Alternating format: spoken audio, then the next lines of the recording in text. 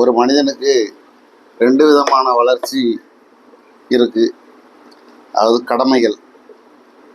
அதில் முதல்ல அவன் புற வளர்ச்சி அடைய வேண்டியிருக்கு. அதாவது பணம் சார்ந்த வளர்ச்சி. பணம் சார்ந்த வளர்ச்சி எல்லா மனிதனுக்குமே கண்டிப்பாக மஸ்ட்டு. அதை தவிர்க்க முடியாது. ஒரு இடம் வாங்குறது, வீடு வாங்குறது, படிக்கணும், வேலைக்கு போகணும், இல்லை பிஸ்னஸ் பண்ணணும். இந்த மாதிரி வளர்ச்சி பணம் சார்ந்த வளர்ச்சி. இது பிழைப்புக்காக நம்ம செய்ய வேண்டியது. இது பிழைப்புக்காக செய்கிறது பணம் சார்ந்த வளர்ச்சி ஒன்று.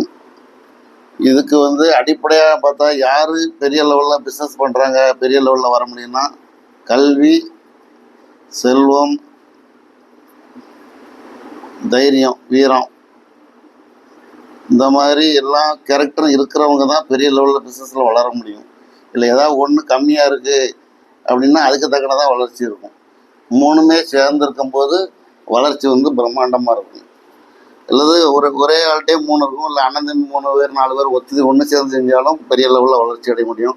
இல்லை ஒரு டீமாக செஞ்சாலும் வளர்ச்சி அடைய முடியும். நீங்கள் சக்ஸஸ் ஆனவங்களுடைய எடுத்து பார்த்தீங்கன்னா இந்த 3மே இருக்கிறவங்கள்ட்ட தான் பெரிய லெவலில் சக்ஸஸ் பண்ணியிருப்பாங்க. இல்லை ஏதாவது ஃபெயிலியர் ஆனவங்கள கணக்கெடுத்து பார்த்தீங்கன்னா இந்த 3ல் ஏதாவது 1 2 கம்மியாக இருக்கிறவங்கள தான் அதை நீங்களே அனலைஸ் பண்ணி பார்த்துக்கலாம். இது புற வளர்ச்சி. சரி, இதை மட்டும் வளர்ந்தால் போதுமா ஒரு மனுஷனுக்கு அப்படின்னா அடுத்தால அகம் சார்ந்த வளர்ச்சி இருக்குது. அகத்தின் அழகு முகத்தில் தெரியும் அப்படின்னு இருக்காங்க. அகம் சார்ந்த வளர்ச்சின்னு பார்த்தோம்னா அதில் 3 ஸ்டெப்பு இருக்குது. முதல்ல நம்ம மனிதன் பல லட்ச வருஷமாக விலங்கு நிலையில் இருந்திருக்கான். மனிதன் ஒரு சோசியல் அனிமல். அவன் அனிமலாக இருந்ததுனால அவங்ககிட்ட அந்த குரங்கு புத்தி இருந்துக்கிட்டு தான் இருக்கும். அதனால் ஆரம்பத்தில் சின்ன வயசு ஒரு 25-35 வயசு வரைக்கும் அந்த அனிமல் ரேஞ்சில் தான் இருப்பான். அப்போ அவனோட உழைப்பு இன்புட்டு கம்மியாக இருக்கும். ஒரு 1000 ரூபா வாங்குறான்னா 500 ரூபாய்க்கு தான் வேலை பார்ப்பான். அப்படின்னா கொடுக்கறது கம்மியாக இருக்கும், வாங்குறது அதிகமாக இருக்கும். அப்புறம் மனித நிலைக்கு போகும்போது அவன் 1000 ரூபாய்க்கு வாங்குறான்னா 1000 ரூபாய்க்கு வேலை பார்ப்பான். அப்போ ஈக்குவலாக இருக்கும். ஒரு உதாரணத்துக்கு சொல்ல போனால் அவனோட உழைப்பும் கொடுக்கறதும் வாங்குறதும் ஈக்குவலாக இருக்கும். அதுக்கு அடுத்த நிலை தான் தெய்வ நிலை. இந்த தெய்வ நிலைக்கு போகும்போது 1000 ரூபா வாங்கினோன்னா 1200 ரூபா 2000 ரூபாய்க்கு ஒர்க் பண்ணணும். வேலையில் பெர்ஃபெக்டாக இருக்கணும், நம்மளால் 4 பேர் நல்லா இருக்கணும் அப்படின்னு நினைக்கிறது அந்த உயர்ந்த நிலை. இதை இப்போ கார்பரேட் சோசியல் ரெஸ்பான்சிபிலிட்டி, CSR. ஒரு பெரிய கம்பெனினா கூட ஆயிரக்கணக்கான கோடி சம்பாதிக்கிறவங்க கூட அந்த சமுதாயத்துக்கு திருப்பி செய்யணும்னு நினைப்பாங்க. அவங்க ப்ராஃபிட்டில் ஒரு 3%, 5%, 2% இந்த சமுதாயத்துக்கு திருப்பி செய்யணும்னு நினைக்கிறது தான் கார்பரேட் சோசியல் ரெஸ்பான்சிபிலிட்டி. இது தனிநபருக்கும் நம்மளாம் எடுத்துக்கிடணும். ஒரு குறிப்பிட்ட வயசுக்கு பிறகு இந்த சமுதாயத்துக்கு நம்ம ஏதாவது திருப்பி செய்யணும், இந்த சமுதாயத்திலேருந்து எடுத்ததை நம்ம திரும்ப இந்த சமுதாயத்துக்கு திருப்பி கொடுப்போம். ஏன் அப்படின்னா ஒரு மனுஷன் ஒரு வருஷத்துக்கு 365 நாள், மேக்சிமம் 100 வருஷத்துக்கு மேலே இந்த உலகத்தில் வாழ முடியலை. இன்னும் அதுக்கு ஊசியாக மருந்தாக மாத்திரை ஒன்றும் கண்டுபிடிக்கலையா. அப்போ 36,500 நாளைக்கு மேலே இருக்க முடியாது. இது கூட அதிகபட்சம்தான். ஒரு 60-70 வயசுக்கு முன்னாடியே ஆட்களுடைய இறப்பு சாதாரணமாகவே ரொம்ப கம்மியான வயசுலேயே நடந்துக்கிட்டு இருக்கு. அதனால் இதில் சக்ஸஸ் ஆகிறது தான் ஒரு ரியல் சக்ஸஸ். இதில் வந்தால் வெற்றி. புற வளர்ச்சியில் வர்றது வெற்றி, அக வளர்ச்சியில் வர்றது தான் மகிழ்ச்சி. நம்மளும் நல்லா இருக்கணும், நம்மளை சுற்றி இருக்கிறவங்களும் நல்லா இருக்கணும்னு நினைக்கிறது தான் மகிழ்ச்சி. இதுதான் ஆனந்த நிலை, பேரானந்த நிலைங்கிறது. இதுதான் தெய்வ நிலைக்கு போகிறது. ஒரு மனிதனுடைய 2 கடமையில் முதல்ல இதில் தான் நம்ம கான்சென்ட்ரேட் பண்ணுவோம். இதில் நிறைய பேர் ஃபெயிலியர் ஆனதுக்கப்புறம் தான் இங்கே வருவாங்க.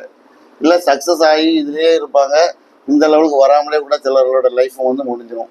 ஆனால் இதில் நம்ம சக்ஸஸ் ஆகிறோமோ ஆகலையோ, இதில் நம்ம சக்ஸஸ் ஆனது தான் வாழ்க்கையோட குறிக்கோளாக இருக்கணும். நன்றி கருணை கொண்டவன் மனித வடிவில் தெய்வம் அப்படின்னு சொல்லியிருக்காரு கண்ணதாசன். அதாவது அக வளர்ச்சி அடையும் போது தெய்வ நிலைக்கு நம்ம போகும்போது இங்கே புற வளர்ச்சியில் ஒருத்தர் கூட இருந்தாலோ குறையாக இருந்தாலோ சமமாக இருந்தாலும் எப்படி இருந்தாலும் நம்ம எல்லாரையுமே ஒரு மனித நிலையில் எல்லார்கிட்டையுமே அரவணைப்பாக இருக்கும். ஒரு அவேர்னஸ் நம்மகிட்ட இருக்கும். வாழ்க்கையில் ஒரு அவேர்னஸ் நமக்கு கிடைச்சிடும், விழிப்புணர்வு. புற வளர்ச்சியில் ஒரு கம்பேரிசன் இருக்கும், ஒப்பிட்டு பார்க்கக்கூடிய தன்மை, ஒப்பீடு இருக்கும்போது மனசுக்கு நிம்மதி இருக்காது. ஒருத்தன் பெரிய ஆளாக இருக்கான், ஒருத்தன் கம்மியாக இருக்கான் அப்படிங்கிற ஒரு கம்பேரிசன் இருந்துக்கிட்டே இருக்கும். இதில் நிம்மதி இருக்காது. இதில் நம்ம தெய்வ நிலைக்கு நம்மளுடைய லைஃப் வாழ்க்கையில் ஒரு முடிகிற காலகட்டத்துக்குள்ளே இந்த அன்பு, நன்றி, கருணை, இந்த மாதிரி ஈவு இறக்கம், இந்த மாதிரி லெவலில் நம்ம வந்து பெரிய லெவலுக்கு வரும்போது எல்லா உயிர்களையும் நம்ம மாதிரி நினைக்கும் போது நம்மளே நமக்கு வந்து பிரச்சனைகள் வந்து எதுவுமே வராது. அப்படியே பிரச்சனை வந்தாலும் அது தன்னால் சரியாயிடும். இங்கே புற வளர்ச்சியில் மட்டும் நம்ம கான்சன்ட்ரேட் பண்ணி நம்ம வாழ்க்கையில் வெற்றி மட்டும் அடையும் போது வெற்றி வரும், தோல்வி வரும், ஒரு பிரச்சனைகள் வந்துக்கிட்டே இருக்கும். அந்த பிரச்சனை எப்படி தீர்க்கணும்னு தெரியாது, ஒரு அவேர்னஸ் கிடைக்காது. இந்த அக வளர்ச்சின்னு சொன்ன மாதிரி இதில் நம்ம கொஞ்சம் கொஞ்சமாக ஒரு கான்சன்ட்ரேட் பண்ணி நம்மளுடைய உள்ளத்தை வந்து உயர்வான நிலைக்கு கொண்டு போகும்போது நம்ம வாழ்க்கையில் ஏகப்பட்ட பிரச்சனைகள் வந்தாலுமே நம்ம தீர்த்தலாம், பெரும்பாலும் பிரச்சனைகள் வராது. இதுக்கு திருவள்ளுவர் கூட ஒரு திருக்குறள் சொல்லியிருக்காரு, வெள்ளத்தனைய மலரிட்டம் மாந்திரதம் உள்ளத்தனையது உயர்வு. உள்ளம் எவ்வளோ உயர்வாக இருக்கோ அதுக்கு தக்கன வெள்ளம் உயர்வாக இருக்க தக்கன அந்த மலர் இருக்கிற மாதிரி உள்ளம் எவ்வளோ உயர்வாக இருக்கோ அதுக்கு தக்கன அவனுடைய உயர்வும் அதுக்கு தக்கன இருக்கும். அதை வெள்ளத்துக்கு தக்கன மலர் இருக்கிற மாதிரி உள்ளத்துக்கு தக்கன உயர்வு. அதுதான் அந்த அக வளர்ச்சின்னு சொல்கிறது. அந்த உள்ளம் வந்து உங்களுக்கு எவ்வளோ உயர்வான நிலைக்கு நீங்கள் வாரீங்களோ அவ்வளோக்கு எவ்வளோ பிரச்சனைகள் வந்து சால்வ் ஆயிரும், பிரச்சனைகள் வராது. அப்படியே வந்தாலும் சீக்கிரம் தீர்ந்துடும். புற வளர்ச்சி வந்து கண்டிப்பான முறையில் ஒரு மனிதனுக்கு தேவை. வண்டி பெட்ரோல் இல்லாமல் வண்டி போகாது. அது மாதிரி பணமும் கண்டிப்பாக தேவை. அந்த பணத்தை எப்படி வச்சு சந்தோஷமாக வாழணுங்கிறதுக்கு அக வளர்ச்சி தேவை. பணமும் தேவை, அதை எப்படி வச்சு வாழணுங்கிற அந்த அன்பும் தேவை. இந்த ரெண்டையும் கரெக்டாக நம்ம அனலைஸ் பண்ணும்போது லைஃப் வந்து ரொம்ப ஈஸியாக இருக்கும்.